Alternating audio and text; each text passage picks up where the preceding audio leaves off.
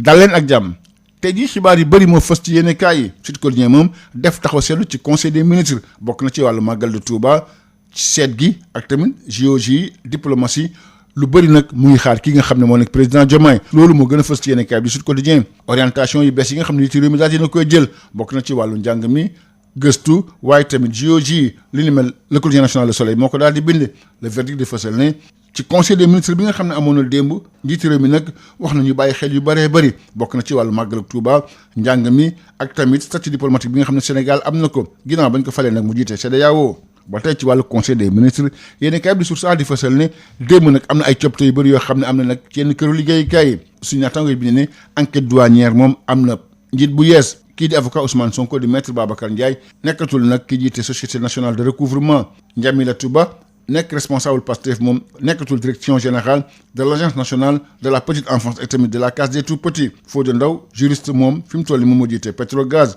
Abibou Dia nekk spécialiste en journalisme et communication dëggal nañ ko nag mu nekk directeur général de la communication ci ministère bi waxtu woowu sax nit ñaa ngi màbbee Pastef nag utali parti Diomaye bi source a di fësal ne am na responsable yu bëri yoo xam ne ñu ngi jóge ci Salimata nekk département bu Kédougou fi mu toll nii kat bàyyi nañ Sonko ànd ak Diomaye yor moom del siwaat ak ñu ngi ci tàqalikoo bi am ci diggante Diomaye ak Sonko ñaar ñi àndoon démb nag tey jii dañoo tàqalikoo yoolu moo gën a fës ci yenn kaay bi président Diomaye nag bi mu lancé parti moom dafa ooy woon Ousmane Sonko saa fitna yor ne moom kat na fàttaliku li nga xam ne kat moo ko daal di fal saa fitna moomu kat moom moo jugoon taxaw temm joxoñ ko ñu daal di koy tànn mu nekk njiiti réew mi waaye tey jii nag bañ ko falee président de la république ci la tàqaliko am digganteem ak Ousmane Sonko di tàqalikoo boo xam ne kat dafa métti Sénégal yu bëri ndaxte kat li nga xam ne jaay nañ ko askan mi Diomaye mooy Sonko mooy Diomaye ci terrain bi nag ñu ngi wéyal ba léegi activité politique yi la tribune di def taxaw seetlu ci njaayum carte nee na kat loolu nag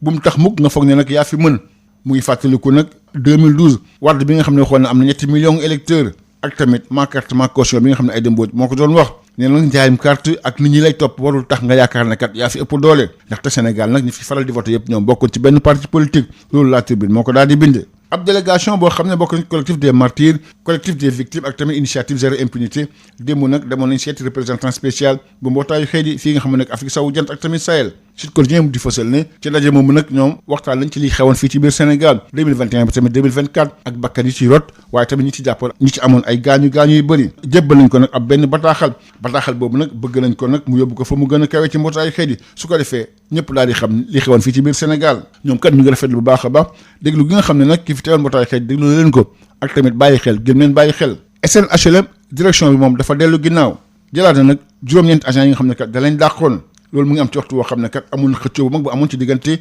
direction bi ak tamit liggéeykat yi ci ab communiqué nee nañ kat décision boobu li ko waral moom mooy digal gi nga xam ne kat jot nañ ko ci recommandation conseil d' administration l' enquête moom di del siwaat ñun ci yëf yi naka la tëddee Vox Populi ne ñoom kat bi ñu jëlaatee seen bëgg-bëgg leen rek la ñu jëlee fi ki nga xam ne kat mooy indi problème bi yëpp mu directeur général bi ñu daal di koy jëlee foofu noonu màggal de Touba 132e édition bi dinañ ko amal ñaari fan ci weeru août bii ñu dëgmal si nii le quotidien national di fësal ne njiiti réew mi nag moom demoon na fële ca Touba ñaar fukki fan ak juróom benn jàpp ñaar fukki fan ak juróom-ñaar ci weeru soleil bi ñu nekk wax na ne kat na gouvernement bi def kéem tolluwaay kàttanam ba jël matuwaay yëpp bokk na ci wàllu kaaraange su ko defee rek lépp jaar yoon ci wàllu màggal gi mu ngi fàttali sax nañ bàyyi xel bu baax a baax lépp lu jëm nag ci wàllu sécurité ak tamit wàllu dem beeg dëkk bi waaye tamit bëgg nañ njiitu gouvernement bi def kéem tolluwaay kàttanam ba fexe rek projet yëpp ñi mébé Touba ñu daal di koy jëmmal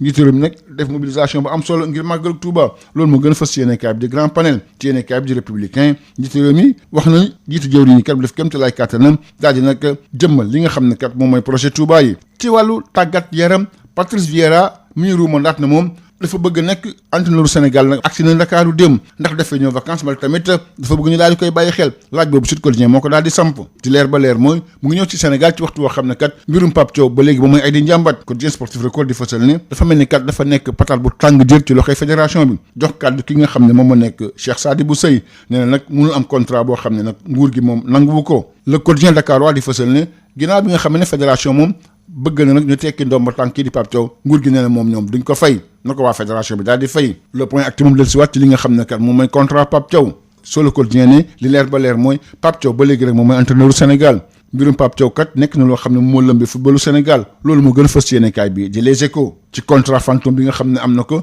waaye tamit xëccoolam ci diggante ministère ak fédération ak tamit kan mooy toog ci banc de touche bi waaye tamit candidat yi nga xam ne kat ñu ngi leen di ruumandaat ba tey ci wàllu tàggat yaram ci CAN féminine Sénégal war a laale Kenya loolu nag tey jii lay doon ci ngoon bu 17h jotee Sénégal nag le soleil nee na gagné rek moo ko war su fekkee nag bëgg na en place ci lu jëm ci wàllu quart de finale yi mbokk yi jaa ngeen jëf beneen incha allahu rabbi. Bonjour à tous. Plusieurs sujets sont développés dans les journaux ce jeudi. Conseil des ministres, Magal, école, recherche, JOJ et diplomatie. C'est le titre qui barre la ligne de Sud Quotidien. Les nouvelles orientations du chef de l'État, éducation, qualité du service public, innovation, recherche scientifique et technique. Le président fixe le cap, écrivent nos confrères du quotidien national Le Soleil. Selon le verdict réuni sous la présidence de Diomaye, le Conseil des ministres a été dominé par les préparatifs du Grand Magal de Touba, la refonte du système éducatif, le nouveau statut diplomatique du Sénégal, désormais à la tête de la CEDEAO. Toujours en Conseil des ministres, le quotidien sur ça s'arrête sur les changements dans certaines directions. La direction des enquêtes douanières a un nouveau patron, l'avocat de Ousmane Sonko, Maître Babacar Ndiaye, limogé de la Société nationale de recouvrement. Ndiamila Touba, responsable du parti PASTEF, éjecté de la direction générale de l'Agence nationale de la petite enfance et de la case des tout-petits. Fodé Ndaw, juriste, prend la tête de Petrogaz. Habibou Dia, spécialiste en journalisme et communication, confirmé directeur général de la communication du ministère au même moment, la saignée se poursuit à Pastef. Selon nos confrères, les responsables issus de Salimata dans le département de Kédougou ont annoncé leur démission du parti de Sonko. Le quotidien Yoor qui s'arrête sur la rupture entre Diomaye et Sonko, du compagnonnage de lutte à l'adversaire politique. C'est le titre qui barre la ligne du journal, en qualifiant implicitement Sonko de sa fitna. Lors du lancement de son parti, le président Diomaye renie le moteur même de son accession au pouvoir. Hier encore, ce visage du perturbateur incarné par des milliers de Sénégalais, l'âme de la résistance face à l'arbitraire aujourd'hui, au palais, le chef de l'État feint d'oublier que cette fitna, ce même souffle d'insoumission qu'il a tiré de l'ombre des geôles. En diabolisant son ancien compagnon de lutte,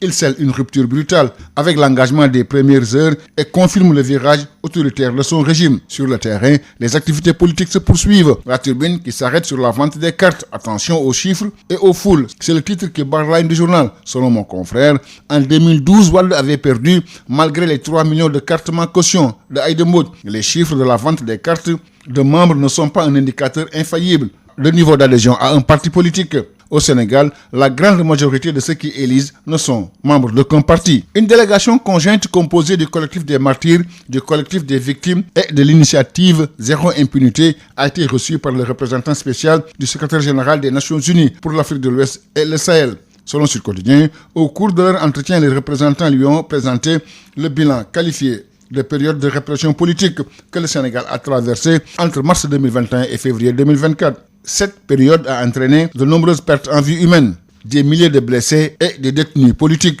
À cette occasion, un mémorandum du bilan détaillé de cette période a été remis à M. Simao. Le document est destiné à être transmis aux plus hautes autorités onusiennes pour attirer l'attention de la communauté internationale sur les faits allégués et sur la situation des victimes. Dans une déclaration, les collectifs ont salué la disponibilité et l'écoute du représentant spécial Simao pour l'attention accordée à l'égard des victimes. SNHLM, la direction rétropédale, les 9 agents licenciés officiellement réintégrés. Elle intervient après plusieurs semaines de bras de fer entre la direction et les travailleurs. Selon le communiqué, la décision a été prise conformément aux instructions de l'autorité des tutelles et sur recommandation du conseil d'administration. Les coulisses de la réintégration des 9 agents, écrivent nos confrères du quotidien Enquête. Dans le quotidien Vox Populi, les 9 agents exigent le licenciement immédiat du directeur général. Grand Magal de Touba, la 132e édition sera célébrée le 2 août prochain. Selon le quotidien national Le Soleil, le chef de l'État qui a séjourné dans la capitale du mouridisme les 26 et 27 juillet a indiqué au gouvernement